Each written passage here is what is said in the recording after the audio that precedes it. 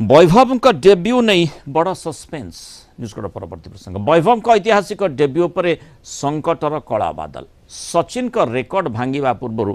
Belfast रे अशांति देखा मिली भारत आयरलैंड सीरीज उपरे संकट छिड़ा कर बेलफास्ट रे चलता विरोध 26 रु 28 जून मध्य बेलफास्ट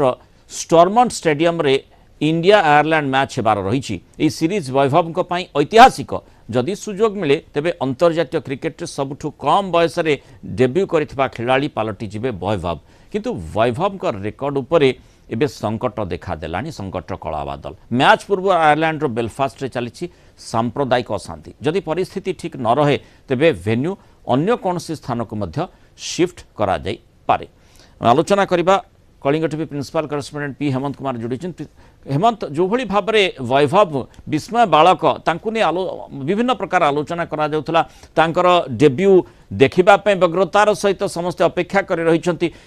एबे जो आयरलैंड जो स्थिति होईची निश्चित भाव में तांको पई टिके समस्या स्थिति उत्पन्न करि पारे कि जो आशाटी तांकर रहिथिला तांको परिवार मध्य